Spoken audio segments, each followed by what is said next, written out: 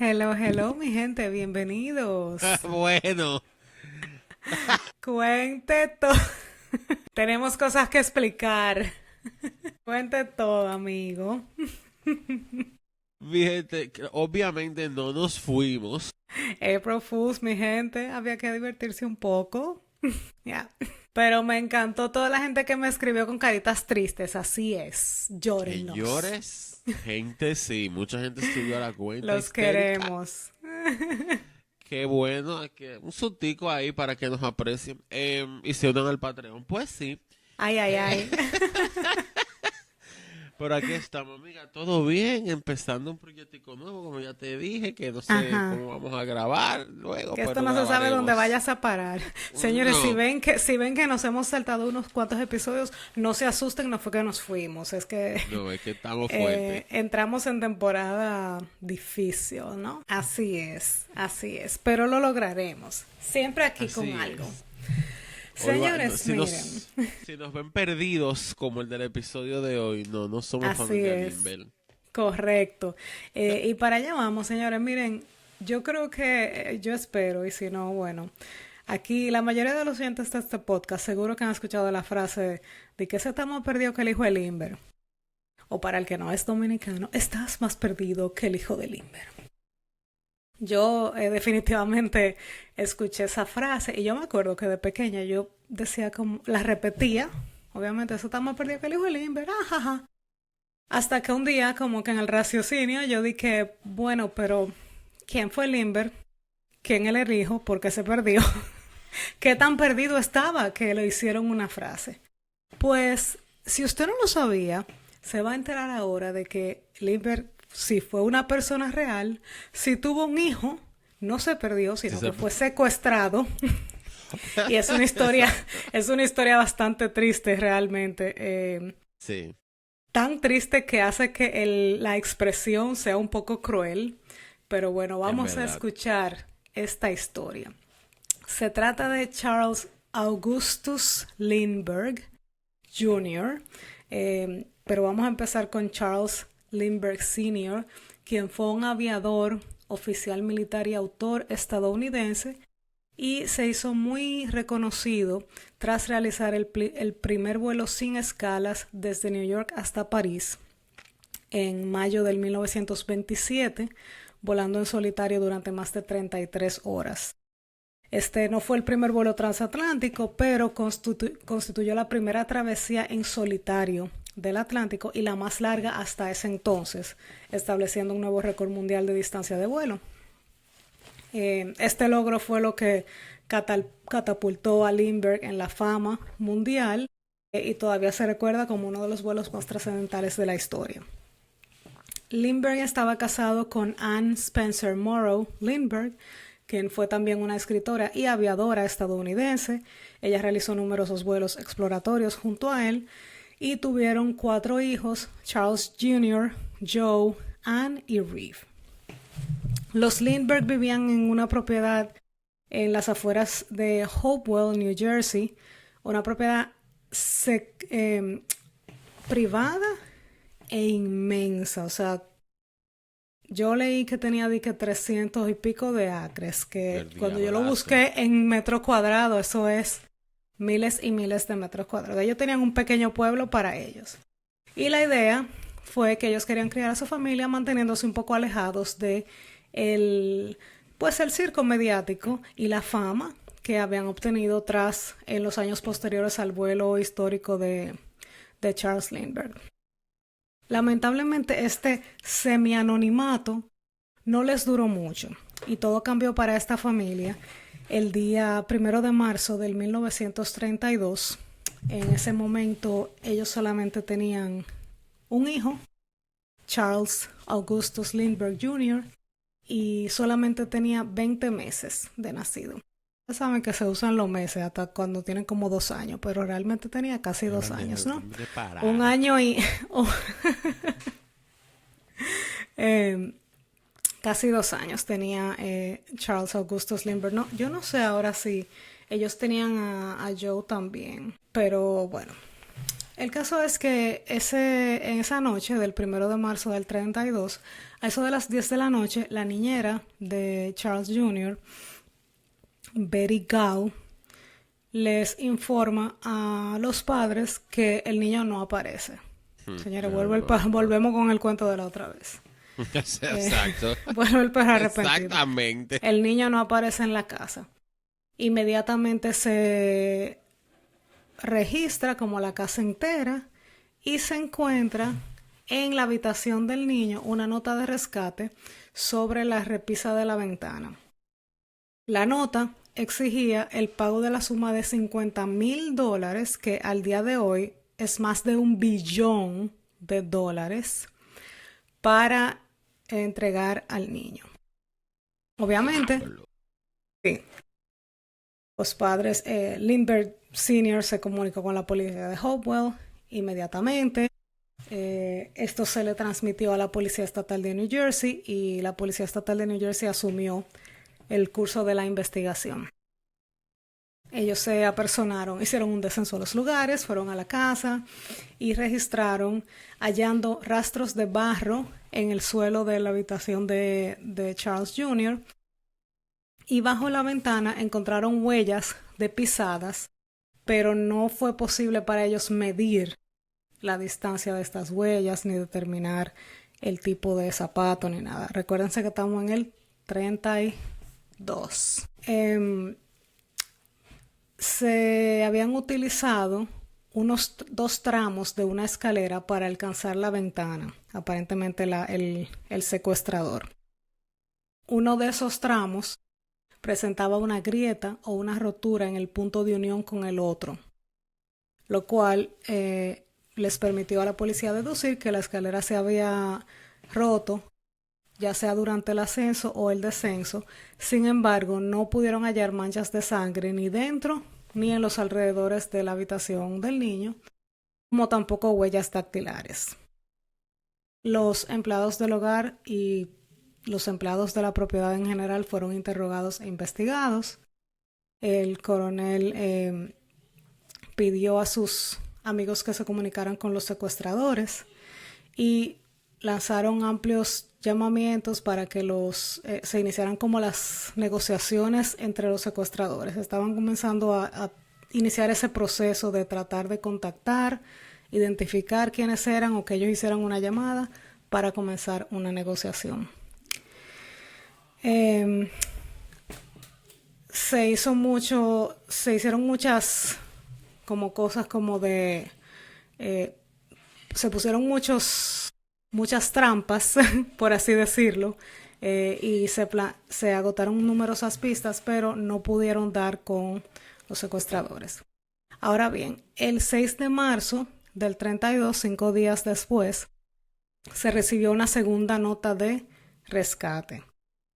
Esta nota de rescate tenía un sello postal de Brooklyn, New York, que se había colocado el día 4 de marzo.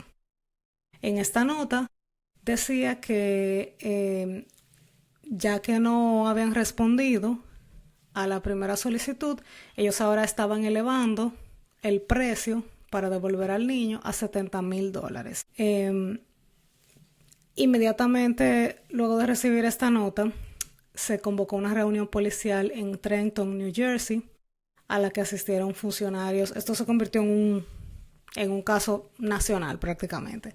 Asistieron funcionarios de la fiscalía, autoridades policiales, representantes del gobierno y comenzaron a debatir teorías y pasos a seguir, protocolos. El abogado de Lindbergh, el coronel Henry Breckenridge, contrató investigadores privados también para que asistieran en la investigación. Este abogado, el abogado Breckenridge, el día 8 de marzo, 2 días después de la segunda nota, recibió una tercera nota de rescate. En esta nota, ellos informaron que no aceptarían ningún intermediario designado por la familia Lindbergh y se solicitaba la publicación de una nota en un periódico. O sea, básicamente, yo no voy a hablar con más nadie. Si tú te quieres comunicar conmigo, hazlo a través de periódicos. Gracias. Ese mismo día, obviamente en respuesta a la nota, el doctor John F. Condon, que era un director escolar jubilado residente en el Bronx de New York, publicó en el Bronx Home News una oferta para actuar como intermediario entre los secuestradores y la familia de Lindbergh y aportar $1,000 adicionales al rescate. Al día siguiente de esta publicación, ese individuo, el doctor Condon, recibió una cuarta nota de rescate, en la cual se indicaba que ellos aceptaban la oferta de que Condon fuera el intermediario. Esto fue aprobado por la familia Lindbergh y alrededor del 10 de marzo del 1932, el doctor Condon se le entregó la suma de $70,000 en efectivo para el rescate del niño. Y de inmediato inició las negociaciones para el pago. Todo esto a través de columnas de periódico utilizando nombre en clave. O sea, talking about 1930s. Sí.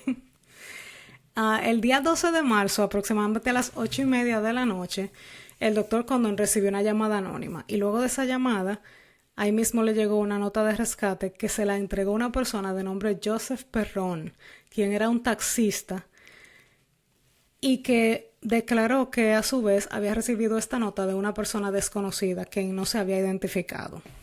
Esta nota decía, esto fue, aquí participó Titirimundati. O sea, el secuestrador lo mandó con el amigo del primo para que le entre... Exactamente, el secuestrador lo mandó con un X, con un Juan Pérez se lo entregó a un Uber y el Uber fue y se lo llevó al doctor Condon, que era el que estaba a través del periódico haciendo la negociación. Y no pudieron agarrar al Uber y decir, llévame donde te dieron esa maldita vaina. Gracias.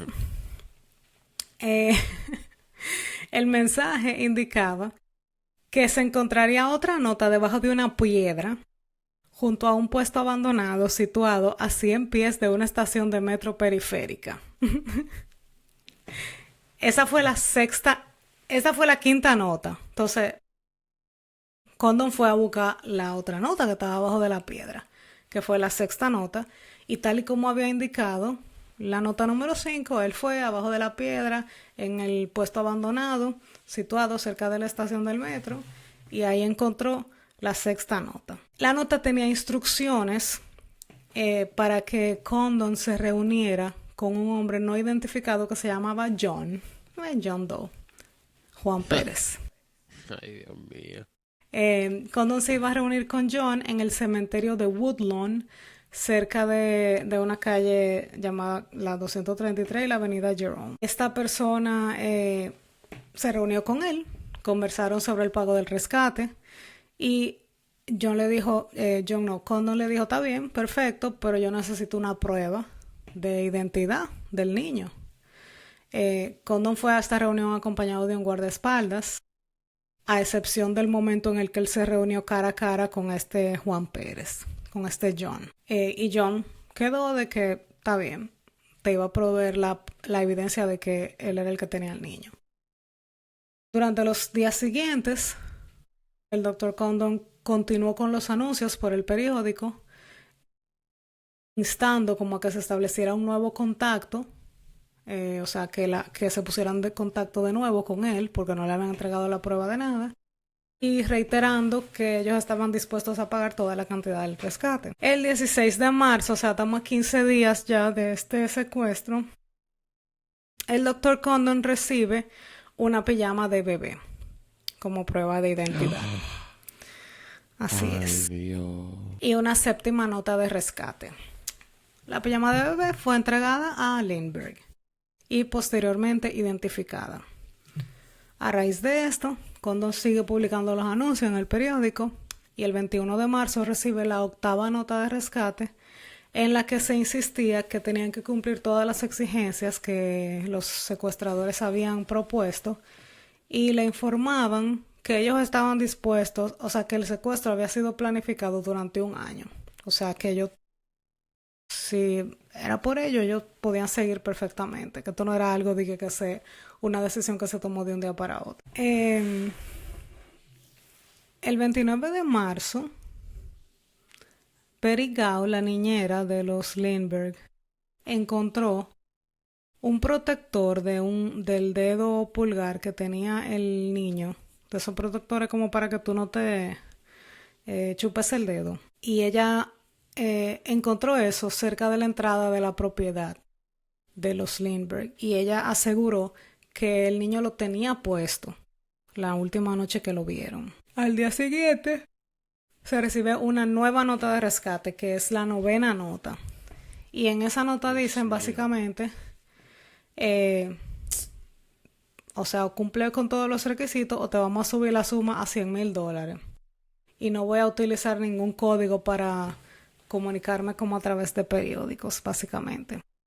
Y ven acá, ¿qué tanto dinero Bueno, Carlos imagínate Agustín tú. tenía? Porque, Gracias. Yo no sé qué tanto dinero. O sea, yo sé que ellos los dos eran, eh, pues, profesionales y hasta cierto punto famosos, pero yo me quedé con la boca abierta con esa cantidad tan exorbitante, o sea, 50 mil considerando la dólares, época. exacto, 50 mil dólares ahora es mucho, pero bueno, uno lo encuentra, uno lo recolecta. Claro. Pero en esa época, como tú dijiste, eso era un billón Eso era de un billón, dólares. más de $1 billón. Y estamos hablando de que los secuestradores están amenazando con subirlo a 100, pero ya Condon tiene en sus manos $70,000. O sea, ellos buscaron esos cuartos, como de lugar. Ahora, aquí estuvo involucrado hasta el presidente. Vamos a llegar ahí también. O sea, que Ay, ay, ay. esto fue de todo con de todo, pero no sé, yo no sé qué tanto poder adquisitivo tenía la familia Lindbergh, pero el dinero se buscó para poder proceder con este rescate. Pero, o sea, ¿de dónde ellos sacaron 70 mil dólares en esa época? Yeah. Ellos vivían en una propiedad que tenía sobre 200 miles y miles de metros cuadrados también, o sea, Pero no sé qué igual, decir. o sea, eso no cuesta un billón de dólares. Sí, no sé. O sea, Roosevelt se lo dio lo cuarto. Maybe. Maybe. Bueno, el caso del señor es que el 1 de abril, o sea, ya estamos a un mes completico con su noche. Ay, mira, hoy estamos el 1 de abril. Así es, en la fecha que se está grabando esto. Va a Exacto. salir mañana. Gracias. April Fools.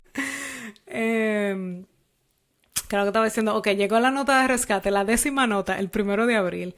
Y en esa nota le dijeron al doctor Condon que tuviera el dinero ready para la noche siguiente, a lo cual Condon respondió mediante un anuncio en el periódico. El 2 de abril, otra vez un Uber, un taxista no identificado, llevó un Apolo, una 11ª nota al doctor Condon. Este taxista afirmó que recibió la nota de un hombre desconocido. Y esa nota le decía de nuevo que fuera debajo de una piedra frente a un invernadero en la calle East Tremont Avenue del Bronx de New York para buscar la próxima nota. O sea, esto era un rompecabezas. ¿Cómo que se dice? ¿Cómo que se dice maze en español? Un Un laberinto. laberinto. Gracias. El doctor Condon se dirigió hacia la piedra y encontró en efecto la 12ª nota. Eso es ¿cómo que se le dice a esos juegos que uno encuentra pistas y pistas? Sí, Un vaina hunting, un vaina hunt. sí, eso mismo. Un scavenger Scavenger hunt. hunt. Eso mismo, Sí, scavenger hunt. eso mismo, es correcto. Y en español se tiene un nombre eso, no sé. To be continued, lo verificaremos. Exacto. El caso es que en la 12ª nota tenía las instrucciones para que el doctor Condon se reuniera nuevamente con John para negociar la reducción de la suma exigida a $50,000. O sea que los 70 estaban ahí, pero parece que lo debían. Esta cantidad fue entregada al desconocido a cambio de un recibo y a cambio de la 13ª nota, la cual contenía instrucciones indicando que el niño secuestrado podía ser hallado en un barco llamado Nellie, cerca de Martha's Vineyard en Massachusetts. And I Pero, wow, loco, wow, wow. Sí. Inmediatamente o antes, el doctor Condon se dirigió hacia el norte. Perdón, el desconocido se perdió por la zona boscosa del parque donde se habían encontrado. Y al día siguiente se inició una búsqueda masiva del niño en el lugar donde se indicó, en las inmediaciones de Martha's Vineyard, la cual fue infructuosa. Esta búsqueda se repitió posteriormente sin ningún resultado. El doctor Condon dijo que si él veía a John de nuevo, él estaba 100% seguro de que podría reconocerlo como para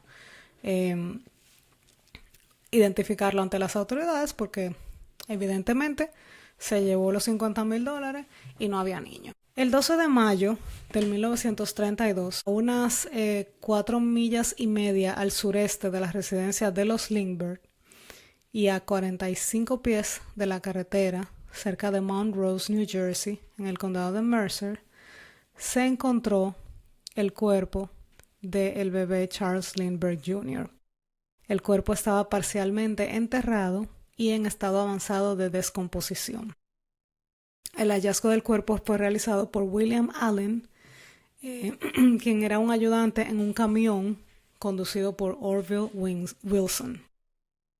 La cabeza del niño estaba aplastada, presentaba un orificio en el cráneo y le faltaban algunas de las extremidades del cuerpo. El cuerpo fue identificado de manera fehaciente y posteriormente fue cremado en Trenton, New Jersey, el 13 de marzo de 1932. El examen forense reveló que el niño llevaba muerto cerca de 2 meses. Así es. Eso está como el caso de Anabel Segura. Así es. 900 días buscándola, le habían matado desde el primer día. Gracias. Y el examen también reveló que el fallecimiento habría sido provocado por un golpe en la cabeza. Ay, Jesús. ¿Quién le hace eso a un niño de 1 año y medio? Así mismo es, señores. Ahora bien, vamos a ir un poquito más para atrás porque para hablarles de la investigación y bueno, y cómo cambió luego del hallazgo del cuerpo. El 2 de marzo, que fue al día siguiente de este secuestro, el fiscal general y el director del FBI, Edgar Hoover, en la sede donde estuvimos, gracias, se habían puesto en contacto con la sede central de la Policía Estatal de New Jersey en Trenton y oficialmente les había informado que el Departamento de Justicia de los Estados Unidos le iba a brindar al coronel Norman Schwarzkopf, quien fue el superintendente policial de la Policía de New Jersey, una asistencia de cooperación del FBI para lograr la detención de los responsables. Le dijo, estamos a tu orden, tú puedes venir, solicitar cualquier medio, cualquier recurso que yo te pueda facilitar, y bueno, y todo. El agente a cargo en la oficina de New York también, porque obviamente este caso estuvo entre ambos estados, recibió las instrucciones pertinentes del director del FBI y bueno, y comenzaron como esta asistencia de que, ok, estamos trabajando en conjunto y el FBI nos va a apoyar en todo. Durante las semanas siguientes y los meses siguientes, el FBI actuó en calidad de auxiliar. O sea, aunque ellos se habían puesto a la orden y todo, el caso no tenía jurisdicción federal. Pero el 13 de mayo, al día siguiente del hallazgo del cuerpo, el presidente de los estados dispuso que todas las agencias gubernamentales y de investigación se pusieran a disposición del estado de New Jersey y que el FBI sirviera como un centro de información y una agencia coordinadora de todas las investigaciones relacionadas con este caso, que fueran llevadas por unidades federales de la investigación. El 23 de mayo del 32, la oficina del FBI en la ciudad de New York le informó a los bancos de la área metropolitana que la oficina iba a fungir como una agencia coordinadora de toda la actividad gubernamental del caso y se solicitó mantener una estrecha vigilancia en busca del dinero del rescate. Obviamente, Juan Pérez se desapareció con $50,000. Entonces, todos los bancos estaban en alerta a ver si ellos caían, qué iba a pasar. La Policía Estatal de New Jersey anunció que iban a ofrecer una recompensa no mayor a $25,000 a cambio de cualquier información que condujera a la detención y condena del secuestrador o secuestradores. Ay, mi amor. Un momento aquí. Espérate. Adelante. Un momento. O sea que Ajá. el Quiere ransom, decir el ransom son 50, que es $1 billón. un billón. Vamos a dejarlo, vamos a redondearlo $1 billón. Un billón. Y la policía está regalando 500 millones de recompensa, básicamente. Un limón, medio limón. Yeah. Yo me lo encuentro un poco extremo,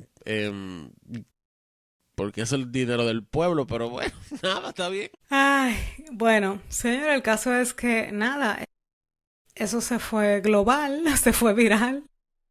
Esto se fue publicó, viral. se fue viral, se publicó en todos los estados de los Estados Unidos. Y ahí comenzaron a surgir muchísimas cosas. El 10 de junio del 32, Violet Sharp, una camarera una camarera, señores, una camarera de la casa de la mamá de la señora Lindbergh. O sea, esa gente tenían cuartos. Era de butler para allá el asunto. They were rich. Así es.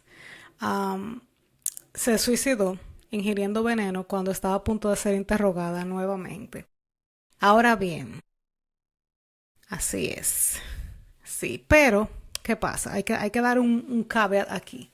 La abuela del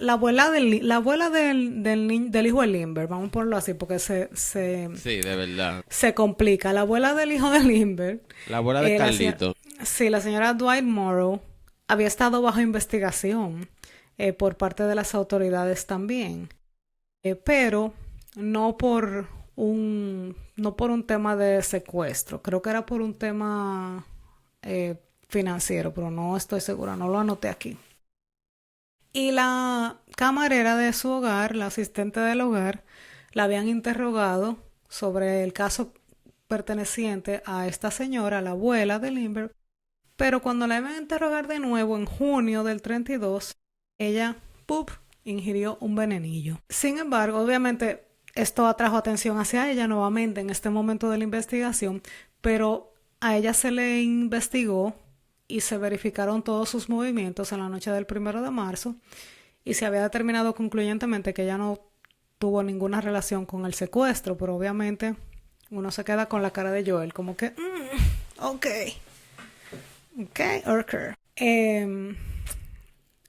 En septiembre del 33, más de un año después, el presi Franklin Roosevelt fue a reunirse con Hoover y le dijo que, me imagino yo, señores, porque tampoco no era que diga que Roosevelt y Lindbergh eran íntimos, pero estamos hablando de un aviador estadounidense que ha puesto el nombre de tu país en alto. Entonces, este era un caso ya con un tono nacional. Entonces, Roosevelt le dijo a Hoover, oye lo que hay. Todo lo que se refiere a este caso tiene que pasar por el Departamento de Justicia, o sea, todo un caso nacional.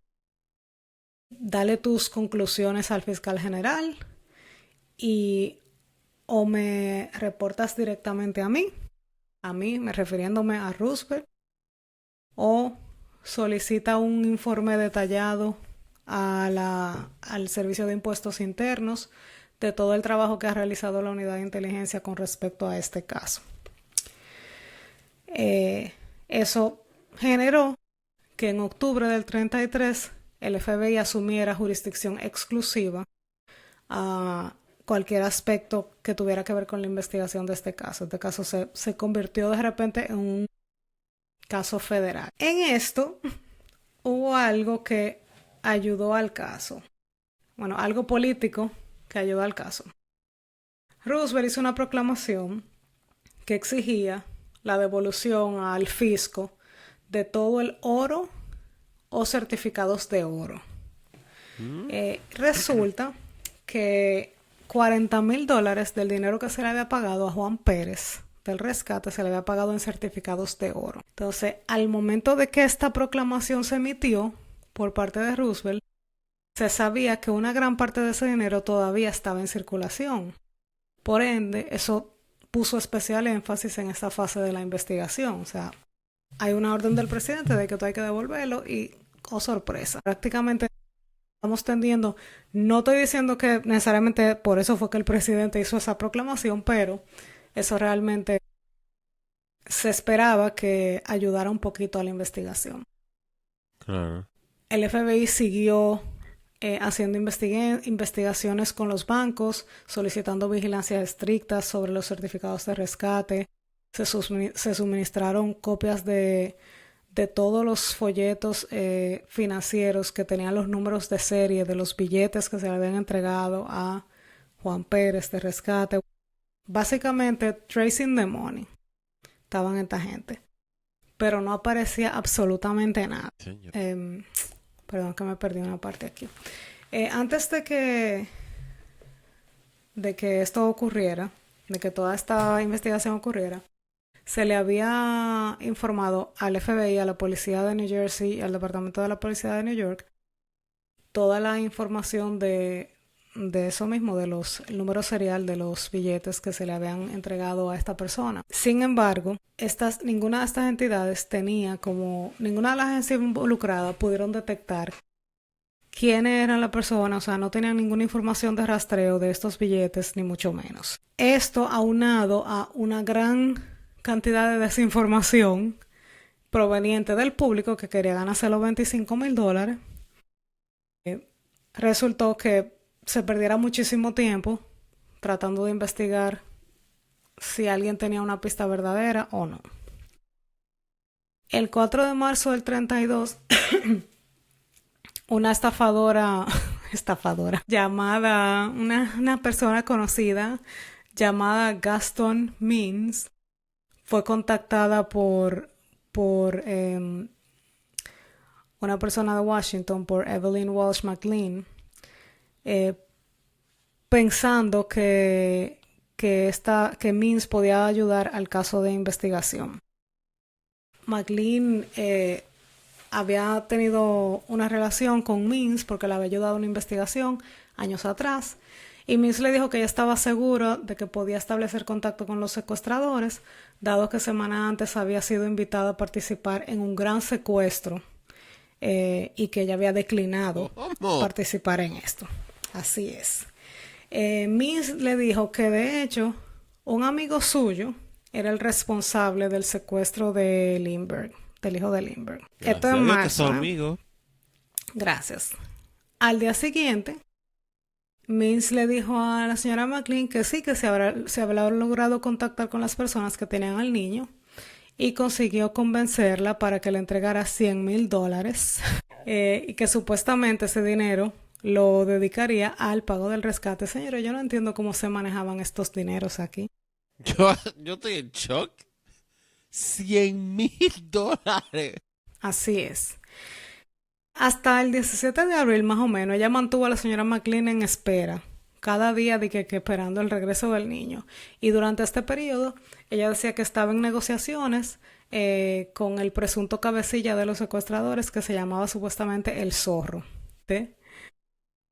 Cuando nada de esto ocurrió, McLean le dijo que no, que le devolviera los $100,000 y cualquier fondo que ella le había prestado para cubrir los gastos. Obviamente esto no ocurrió y el caso fue remitido al FBI. Means y el Zorro, quien resultó ser Norman T. Whittaker, un abogado de Washington, cuya licencia para ejercer había sido suspendida, fueron detenidos posteriormente.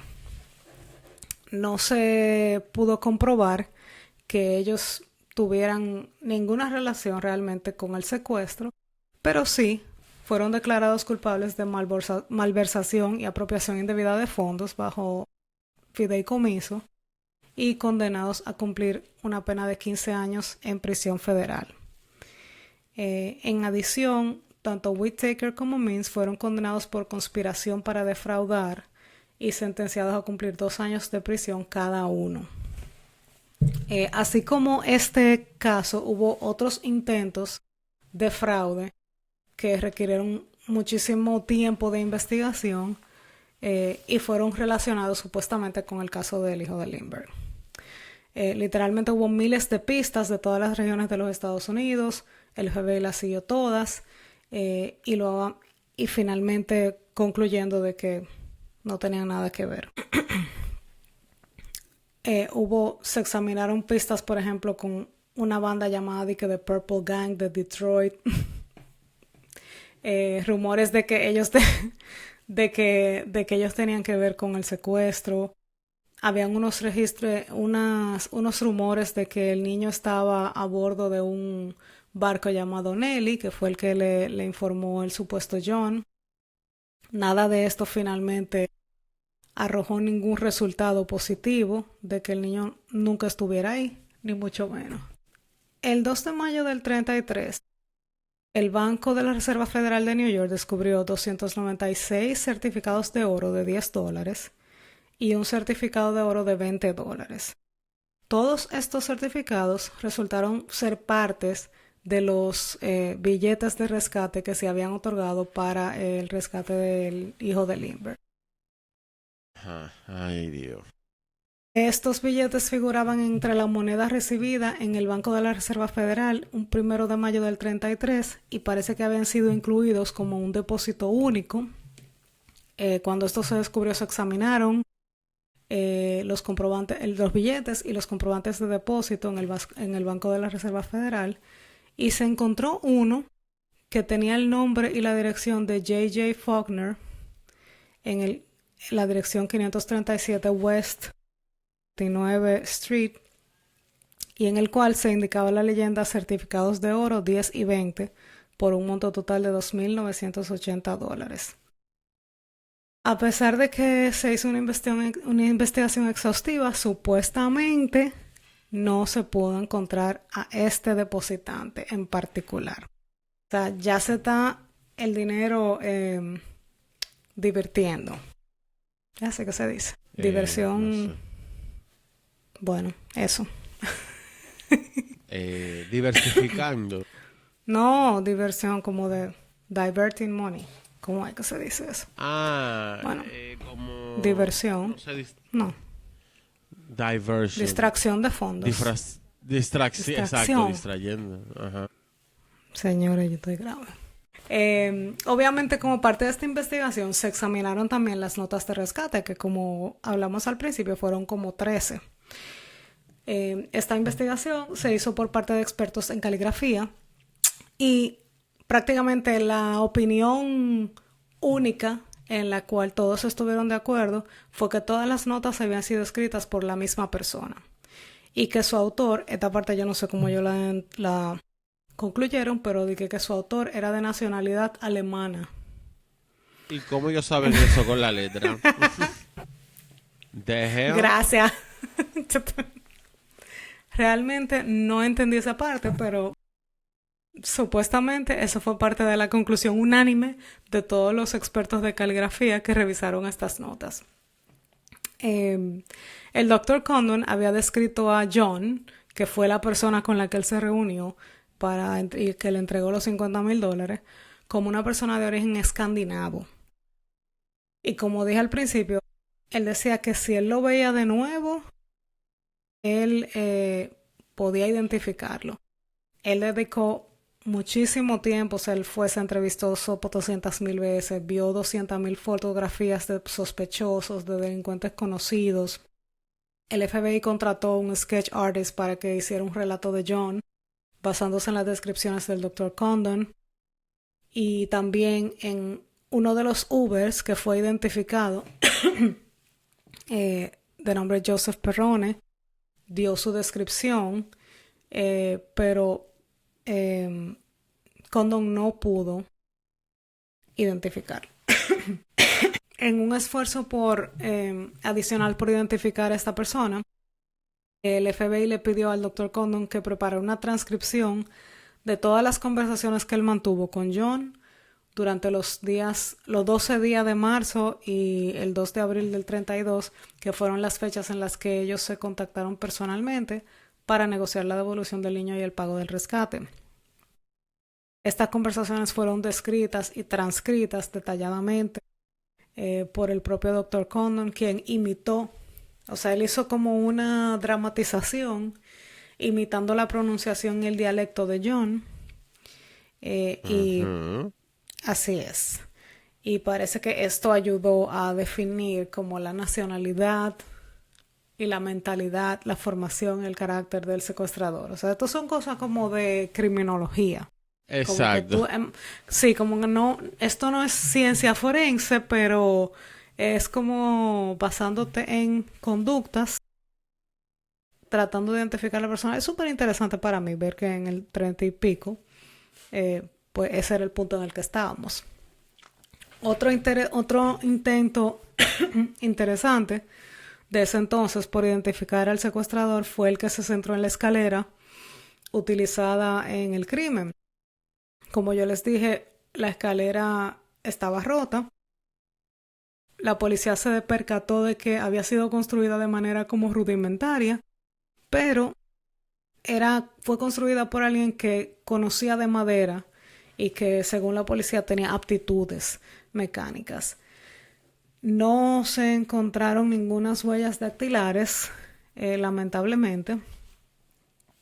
Y la escalera se le presentó a todos los vecinos, amigos, constructores, carpinteros, todas las personas que estaban cercanas a la familia Lindbergh, sin ninguna identificación de quién era la escalera, ni mucho menos.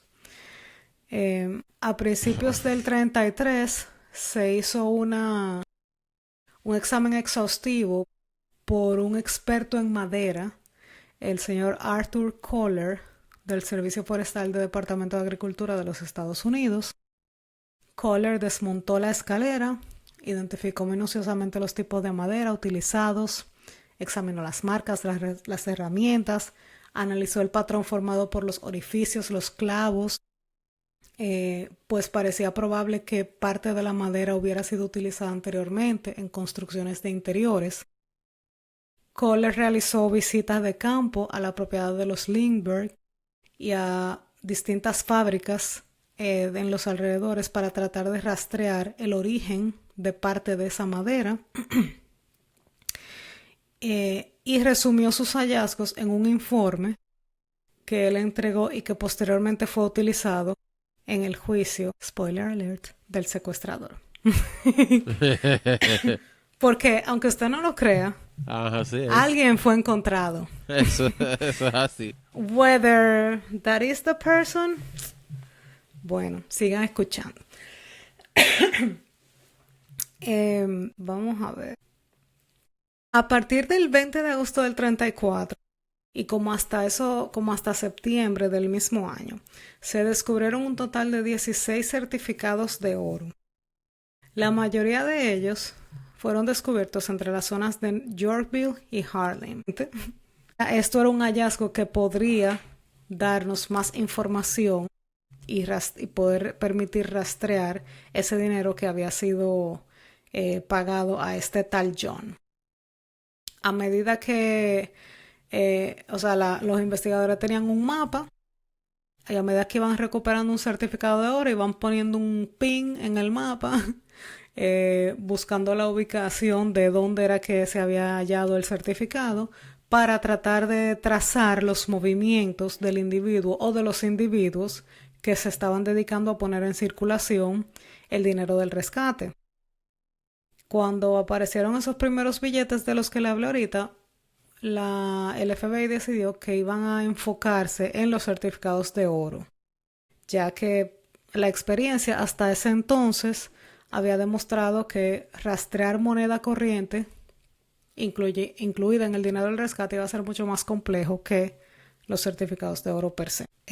La policía de New Jersey, New York y el FBI organizaron un equipo, se pusieron en contacto con todos los bancos del área, tanto del Gran Condado de New York como de Westchester, Los bancos detectaron billetes muy cerca del lugar donde habían sido puestos en circulación y esto le permitió a los investigadores rastrear los billetes y dar con la persona que los había introducido originalmente. Por primera vez en la historia de este caso, los investigadores lograron determinar que la descripción del individuo que ponía en circulación estos billetes coincidía exactamente con la descripción de John o Juan Pérez, tal como lo había descrito el Dr. Condon. La investigación también reveló que los billetes se estaban introduciendo en el circuito principalmente en fruterías y verdulerías de las esquinas.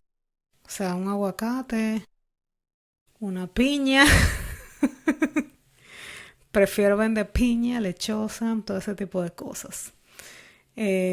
Aproximadamente a las 1:20 p.m. del 18 de septiembre del 34, el subgerente del Corn Exchange Bank and Trust Company, que estaba en Park Avenue en la ciudad de New York, llamó a la oficina del FBI para informar que minutos antes uno de los cajeros del banco había descubierto un certificado de oro de $10. Inmediatamente se determinó que este billete había llegado al banco procedente de una gasolinera que estaba en la calle 127 y Lexington de New York. Y el 15 de septiembre, una fecha hermosa y fabulosa, un empleado de la gasolinera había recibido ese billete como pago por 5 galones de gasolina de manos de un hombre al cual él describió de manera muy similar a nuestro sospechoso John. El empleado se quedó medio chivo con este certificado. Entonces él anotó el número del billete. Él anotó en el billete el número de la matrícula del carro que conducía el comprador. Por fin alguien inteligente en esta investigación. O sea, el tigre se quedó chivo y dijo, déjame yo anotar esto. Effective Wonder, esa matrícula pues tenía un propietario. Estaba a nombre de Bruno Richard Hauptmann, con un domicilio establecido o registrado en la calle, en el 1279 de la calle 222 Este en el Bronx, New York. Las autoridades federales inmediatamente iniciaron un set de vigilancia en la casa de Hauptmann y se estacionaron ahí durante la noche del 18 de septiembre y del 19 de septiembre. A eso de las 9 de la mañana del 19, un individuo cuya descripción de nuevo coincidía estrechamente, según todo esto, según las autoridades, por supuesto, con John. Según ellos, con John y también con la persona que había descrito el empleado de la gasolinera. Este individuo salió de la casa que ellos tenían bajo vigilancia, se subió a su vehículo estacionado en las inmediaciones de la casa y no llegó muy lejos porque inmediatamente fue detenido por las autoridades. Dígame. No. Ok, no. No, que tienes una cara como que ibas a hacer una pregunta. No. Bueno, obviamente la identificación inicial, pues esta persona que fue detenida se trataba de Bruno Richard Hauptmann, que fue la misma persona, el propietario de la matrícula. Esta persona era un carpintero alemán quien llevaba 11 años residiendo en los Estados Unidos. Entre sus pertenencias se halló un certificado. Pero la pegaron, era alemán. Te estoy diciendo que yo no sé. Yo quiero no sé que cómo, alguien me explique. Yo quiero que alguien me diga cómo se olvida. Pero exacto, yo quiero que me digan cómo diablos se sabe eso con la letra de una gente. Así es. Entre las pertenencias. Entre las pertenencias de Hauptmann hallaron un certificado de rescate en oro de $20. Como les dije, su descripción, según la policía, encajaba perfectamente con la descripción de John, según la había descrito el Dr. Condon. Luego en su domicilio pues se hizo un pequeño cateo y se encontraron un par de zapatos que habían sido adquiridos con un billete del rescate de $20. Este billete había sido previamente recuperado el día 8 de septiembre del 34. Cuando interrogaron a Hauptmann, Él admitió haber realizado varias otras compras con los billetes del rescate. La noche del 19 de septiembre del 34, Hoffman fue identificado de manera inequívoca por Joseph Perrone. Joseph Perrone es el taxista del Uber, del cual sí teníamos el nombre y que también había entregado una descripción de este individuo. Y Joseph Perrone identificó a Bruce Hoffman como la persona de quien había recibido la quinta nota de rescate para ser entregada al Dr. Condon. Al día siguiente, ocultos en el garaje de la residencia Hoffman, se hallaron billetes del rescate por un valor superior a los $13,000. Poco después de este hallazgo, el Dr. Condon fue llevado a identificar a este individuo y lo identificó como John, la persona a quien él le había pagado el rescate. También se constató, a través de la investigación, que John estaba en posesión de un carro sedán marca Dodge, que coincidía con una descripción que se había otorgado previamente de un carro que se había visto en las inmediaciones de la propiedad de los Lindbergh el día antes del secuestro. Poco después de haber sido detenido, se enviaron a Washington muestras de la caligrafía de Hoffman, las cuales fueron sometidas a un estudio en el laboratorio del FBI. La comparación entre la escritura que figuraba en las notas de rescate y la de las muestras reveló similitudes notables en características personales y hábitos caligráficos sutiles, lo que condujo a una conclusión de que era la misma letra, básicamente. Y obviamente, como les dije, en adición a todo esto, cuando lo detuvieron y le tomaron su fotico, su mugshot, se descubrió que el mugshot era bastante parecido al retrato que había hecho el sketch artist de John, basado en la descripción que había dado el Dr. Condon. Hoffman tenía 35 años de edad. Como dije, él era oriundo de Sajonia, Alemania. Él tenía antecedentes penales por robo y había cumplido condena en prisión. A principios de julio del 23, él embarcó a bordo del SS Hannover en Bremen, Alemania. Llegó al puerto de la ciudad de New York en julio del 23. Él fue detenido y deportado de inmediato. Trató de entrar en agosto sin éxito, pero finalmente logró ingresar a los Estados Unidos en noviembre del 23 a bordo del George Washington. Se casó en octubre con Anna Shuffler, una camarera de la ciudad de New York. Tuvieron un hijo y se establecieron ahí. Durante su estadía en los Estados Unidos, él ejerció el oficio de carpintero. Escalera, mi amor. Ah, ya. Ahí está. Sin embargo, poco después del 1 de marzo del 1932, que fue la fecha del secuestro, Hoffman comenzó a operar de manera intensa en el mercado de valores y no volvió a trabajar como carpintero jamás ni nunca en la vida. Obviamente, si a mí me dieron más de $1 billón en el 30 y pico, pues ya, él se retiró con esos cuartos. Ajá, dime. Gracias. Hoffman fue imputado ante la Corte Suprema del Condado de Bronx, New York, bajo cargos de extorsión el 26 de septiembre del 34 y el 8 de octubre del 34. En el condado de Hunterdon, New Jersey, fue imputado por asesinato. El juicio de Hoffman comenzó el 3 de enero del 1935. Duró 5 semanas. El caso se fundamentó en pruebas circunstanciales. Las marcas de las herramientas halladas en la escalera, según el informe que había preparado el perito conocedor de madera, coincidían con las herramientas que se hallaron en la propiedad de Hoffman. Se determinó que la madera de la escalera coincidía con madera utilizada como piso en el desván de la casa de Hoffman. El número de teléfono y la dirección del Dr. Condon fueron hallados garabateados en el marco de una puerta en el interior de su armario. La caligrafía, como dije, de las notas del rescate coincidía con muestras de la escritura de Hoffman. Y bueno, el tesoro, que lo tenía en sus manos. El 13 de febrero del 35, el jurado emitió un veredicto y el veredicto fue culpable de asesinato en primer grado y fue sentenciado a muerte.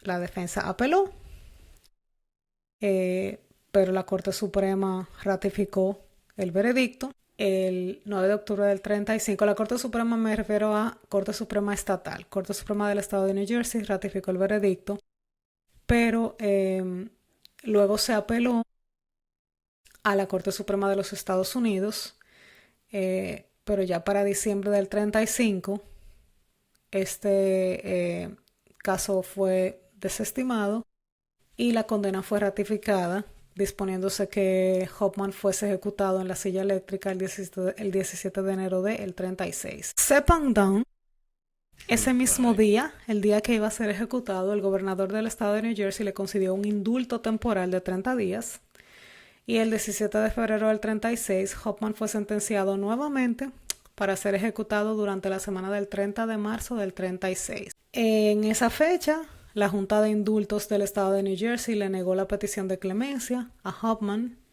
y el 3 de abril del 36, 4 años después, casi 4 años y un mes después del secuestro del hijo de Lindbergh, Bruno Richard Hoffman fue ejecutado en la silla eléctrica. Señores, ustedes, yo no sé si se han dado cuenta de que sí, es verdad, hay muchas pruebas circunstanciales.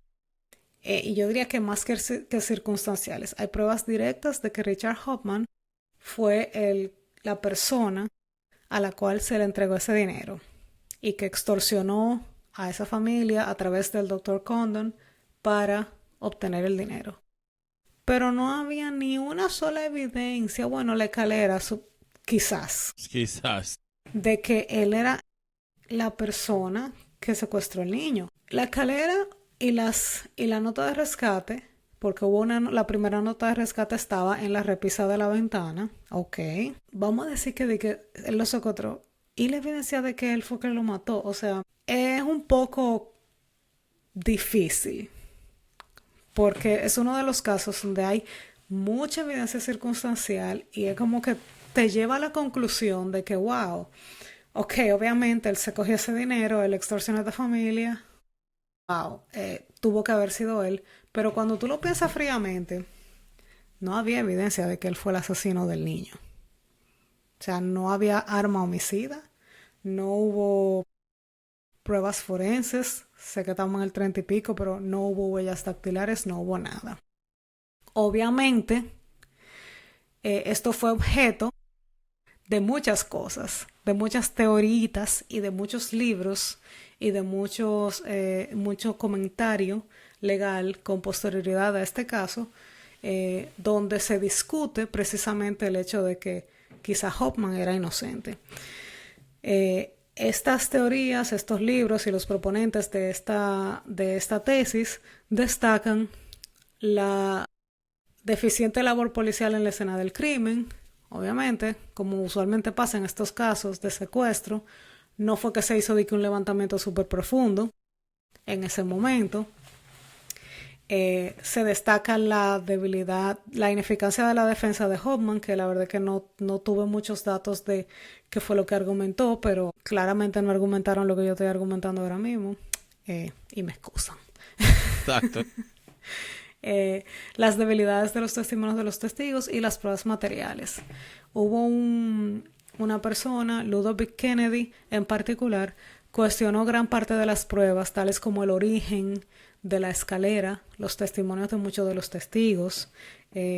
Otro autor, Lloyd Gardner, quien es un experto en huellas dactilares, aplicó a la escalera el método de detección con nitrato de plata, que en ese entonces era poco común, y no halló huellas de Hoffman, ni siquiera en aquellos lugares que el constructor de la escalera necesariamente debe haber tocado, porque es que sea otra vaina, o sea, nada. Según este autor, Gardner, las autoridades se negaron a tomar en consideración los hallazgos que él había hecho de esa escalera. No, como tú sabes, es él y tiene que ser él y es él y ya, bye. Y Gardner se fue más lejos y dijo que después de que él hizo esta revisión y que hizo estos hallazgos, la escalera la lavaron y eliminaron todas las huellas dactilares, por lo cual, al principio, cuando hablamos del reporte, se determinó que no había ninguna huellas dactilares. Y Lloyd Garner dijo, sí había, o sea, no habían de Hoffman, pero tú Pero podías habían de más ver gente. parciales o restos, pero no fueron conectados a Hoffman. Eso es evidencia, aunque tú no puedas determinar de quiénes son, tú puedes determinar de quiénes no son. Gracias. Aparentemente esta evidencia se manipuló, según este autor. Otra persona, Jim Fisher, quien fue ex agente del FBI y profesor de la Universidad de Edinburgh en Pensilvania, escribió 2 libros respecto a este caso, The Lindbergh Case y The Ghost of Hopewell. Y en ambos libros él aborda lo que él denomina un movimiento revisionista en torno a este caso. Básicamente él dice, hoy en día el fenómeno Lindbergh constituye un fraude gigantesco perpetrado por personas que se aprovechan de un público desinformado y cínico. Dice, a pesar de la multitud de acciones judiciales y de cosas que han salido como apoyando la teoría de que no había evidencia suficiente para condenar a Hoffman, al menos por el asesinato, él es tan culpable hoy como lo era en el 32, cuando secuestró y asesinó, allegedly, al hijo del matrimonio formado por Charles y Anne Lindbergh. En otro libro del autor Richard Cahill, se llama Hoffman's Ladder, A Step-by-Step Analysis of the Lindbergh Kidnapping, se concluye que Hoffman sí era culpable, pero él dice que quizás su ejecución no estaba justificada. Ahí, bueno, ya eso es otra discusión. Es otro tema que hoy no. Así es, not today. Hubo más teorías, por ejemplo, hubo otro autor, John Reisinger, en su libro Master Detective, y llevó una investigación independiente en el 36 y según su libro obtuvo una confesión firmada de Paul Wendell, quien fue un abogado que supuestamente él era el secuestrador. Sin embargo, esta confesión fue más adelante desestimada y se indicó que fue obtenida bajo coacción y bueno, resultó ser otro busca fama que engañó a un pobre autor para sacar un libro. Ay, Dios mío. Robert Zorn es otro autor que sacó un libro en el 2002 donde dice que Hoffman formaba parte de una conspiración junto a 2 hombres de origen alemán, John y Walter Knoll, y él dice que su papá, o sea, el papá del autor, el economista Eugene Zorn, creía que siendo adolescente había presenciado una conversación en la que se había discutido esa conspiración. O sea, estamos igualito que el caso de Joel de los otros días también. Pero, señores. Así es.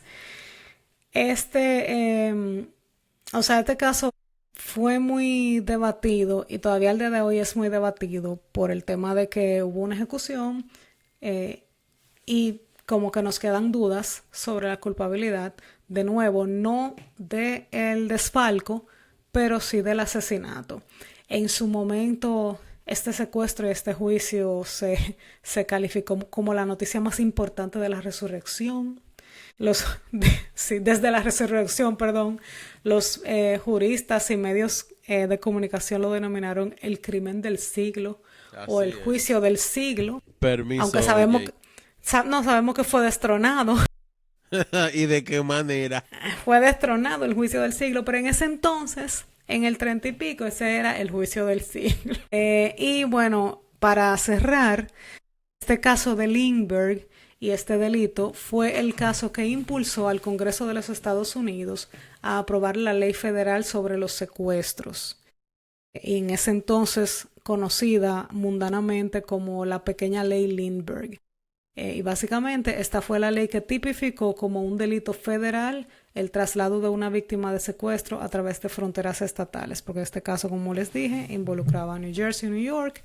Y bueno, y esa fue la excusa que utilizó el FBI para tomar jurisdicción, pero no estaba propiamente tipificado en la ley, y a raíz de este caso fue que se logró. Así que, señores, miren, no se pierdan No se pierdan cómo eligió Lindbergh. Por Pero este Dios. fue el caso, este fue el caso del día de hoy, que tras haberlo conocido de manera profunda, pues me da pena usar esa frase ya, así que voy a tener que buscarme otra. Loco, que... Wow, está fuerte. Así niño. es, de menos mi de 2 gente. años. Pero nada, mi gente, aquí estamos, volvimos, no estábamos perdidos, como dijo Lambert, el de Lindbergh, estábamos solamente en April Fools. Así que espero que hayan disfrutado este episodio. Ay, señor. Hagan lo Sí. propio. Hagan lo propio y nos vemos pronto. Vamos a nada. Nos vemos. Bye, mi Un gente. explote. Bye. Si te gustó este episodio, ayúdanos a seguir investigando, dejando tu comentario y siguiéndonos en Spotify, YouTube o en tu plataforma de streaming favorita. Tu apoyo nos ayuda a seguir trayéndote los casos más impactantes. Y si te quedaste con deseos de un chin más, únete a nuestra comunidad en patreon.com/popcornfiles para contenido exclusivo, episodios extra y material inédito. Nos encanta compartir este viaje contigo. Gracias por escuchar y por ser parte de nuestra familia Popcorn Files. Hasta la próxima.